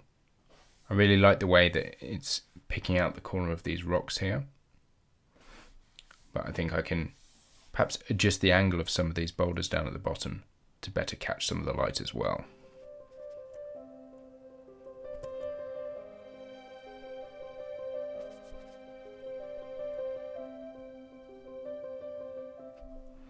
Okay, I'm now a little bit happier about the way the light's spilling out onto the rock down at the bottom here. Things feel a little bit nicer. So I think we'll save that there, and then we can start adding some of our coral in the next lesson. Now I really like the way the light is catching on the edge of these rocks here. So I think that'd be a great place to put some of our coral. So we can turn this tubular coral back on, which is obviously enormous at the moment. So I'm just going to scale that down.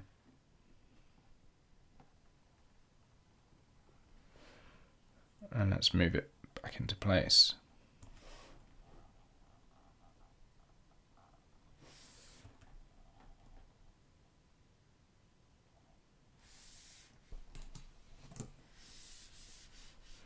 Now, a single piece on its own is going to look a little bit lonely. So I'm just going to rotate that a little bit. Scale it down a little bit more as well. I'm going to add some more in here as well to make it look a bit more interesting. So just hit Shift D to duplicate. And what I want to do is rotate it so it doesn't look too uniform. Maybe scale this one down a little bit further as well.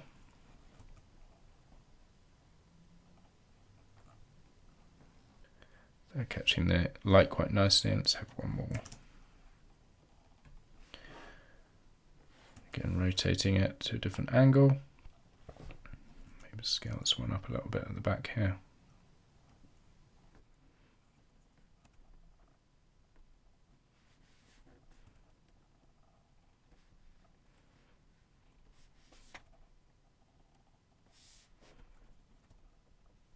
And just keep tweaking things until you're happy with how everything looks.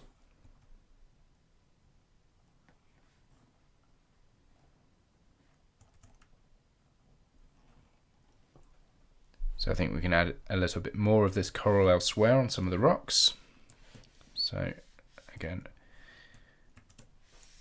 I'm going to duplicate that, bring it maybe over to this side. Rotate things slightly. And let's put some up above here on these rocks as well. Again, let's rotate that a bit so it's not looking the same everywhere, and adjust our scale as well.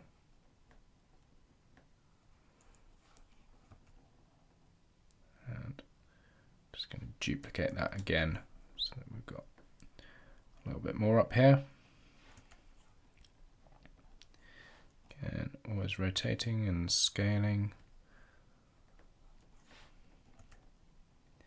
And I'm always checking how things look up here in the rendered view as well.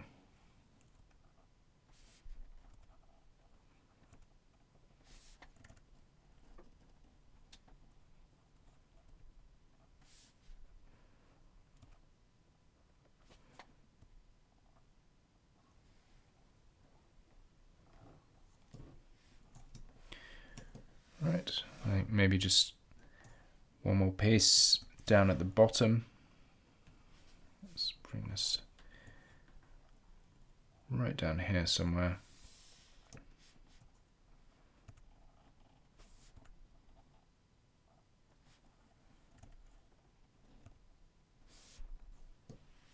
That's good.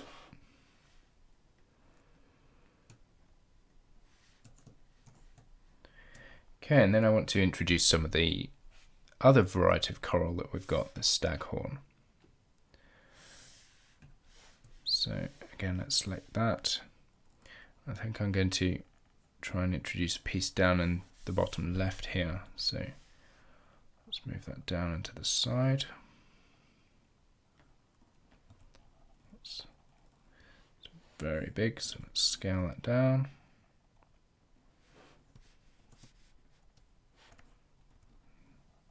Let's rotation a little.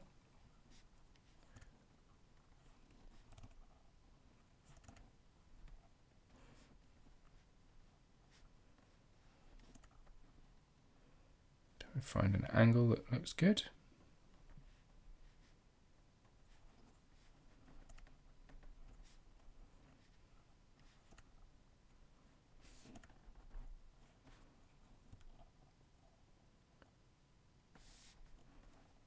I'm just tucking that back into the rocks a little bit there.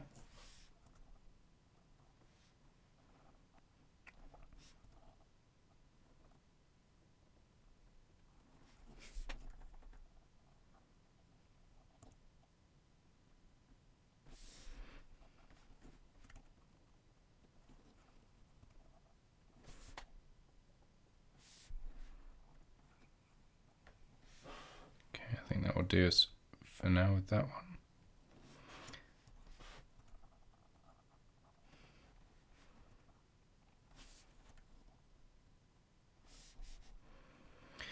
And then I'm going to duplicate it up again. And let's move it back into this gap over here. Scale that down quite a bit. Let's maybe move it under these rocks somewhere.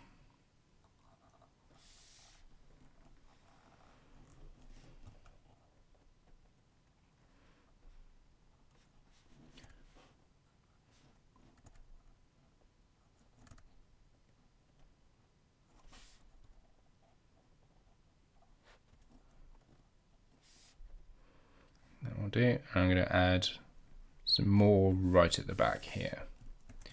Maybe some larger ones just off in the distance.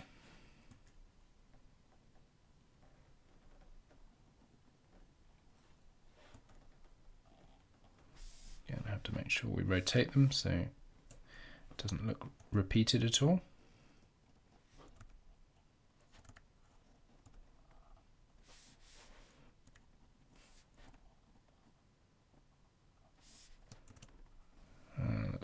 another one back here too.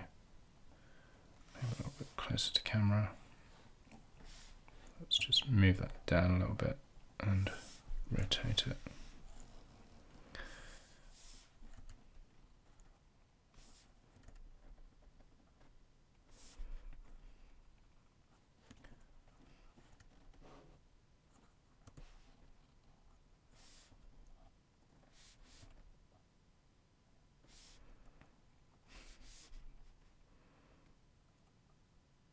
Okay, I think I'm happy with all of that. Now we'll go ahead and make some final tweaks in the next lesson ahead of creating our final render. So once again, I'd just like to do a little bit of tidy up now that we've got all of these extra pieces of coral in here and our rocks in here. I just want to make it a little bit easier to move around and find the elements that we need. So to start with, I'm going to select all of my coral objects here, hit M and create a new collection for the coral. Let's do the same with our rocks.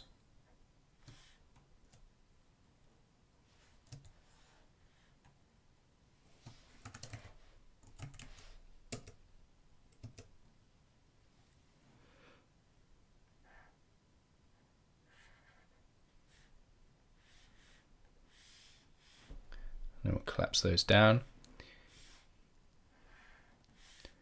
And this environment collection, I'm just going to move back out under the scene collection. Now we have a default light in here that we don't really need, so we can just hit X on that to delete it.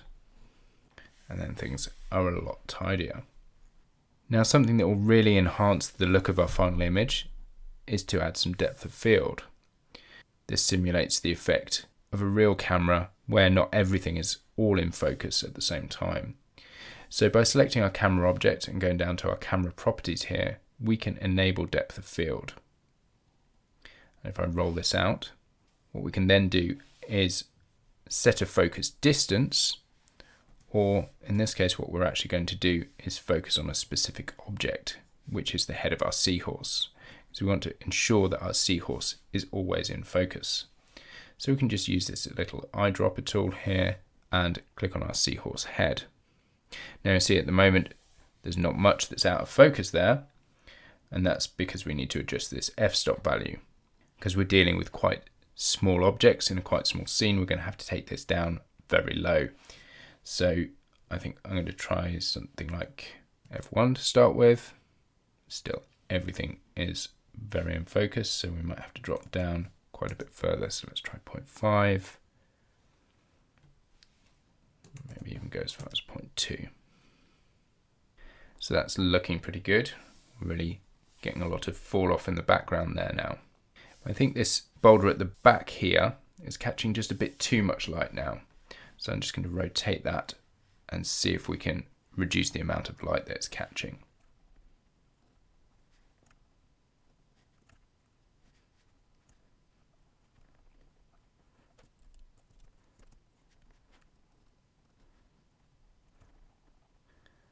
Instead, I'm just going to move it a little bit further back.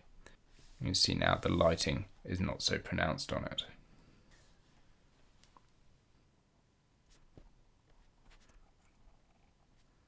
Another thing I noticed now is that the staghorn coral is standing out a little bit too much and taking a bit too much focus. So I want to just adjust the shader on that a little bit so it's a bit more muted.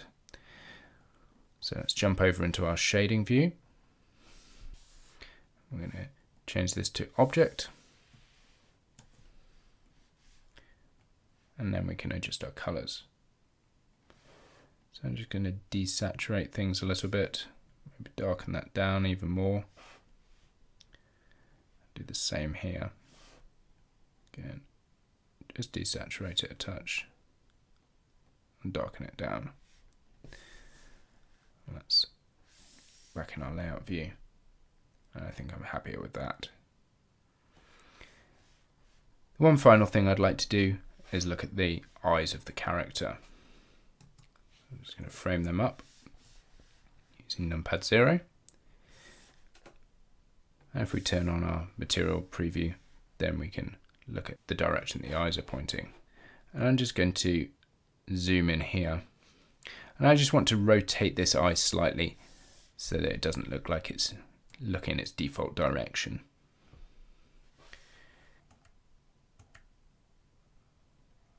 So I'm just going to rotate it slightly out and down until I get something that I feel looks a bit more natural.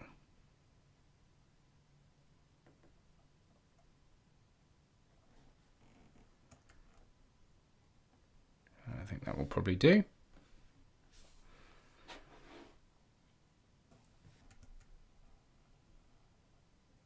So I think I'm happy with that, and I'm ready to now do a render. So I'm just going to save my scene, and then we can hit F12 to render. There we are. And if you're happy with your final result, all you need to do is head up to the image menu, click Save As,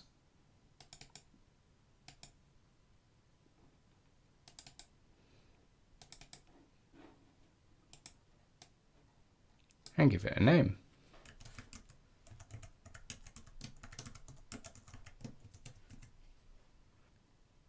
And then we'll just click Save As.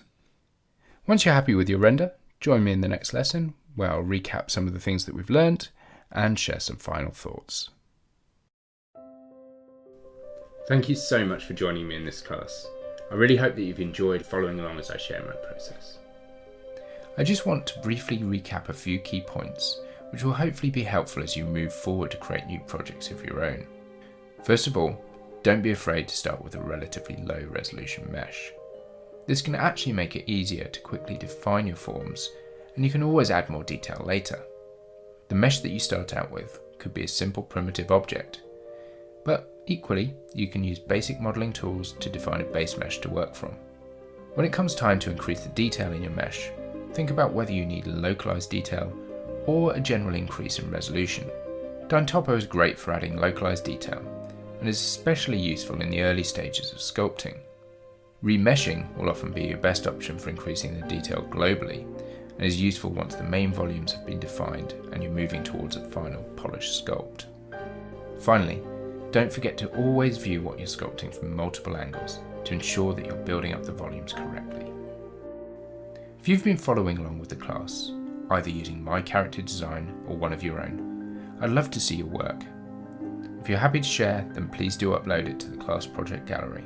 I really look forward to seeing all of the class projects, and I can't wait to see what you create. If you've enjoyed the class, then do also consider leaving a review. Not only does it help other students to know what to expect, but each review also helps me to know if the classes I'm making are having a positive impact. Finally, you may want to check out my profile page, where you'll be able to find my other classes and learn a bit more about me. If you'd like to, you can also follow me to be notified of every new class that I publish. I really hope that this class has given you the skills and knowledge that you need to start bringing your own projects to life. Thanks again for taking this class, and I really hope to see you again soon.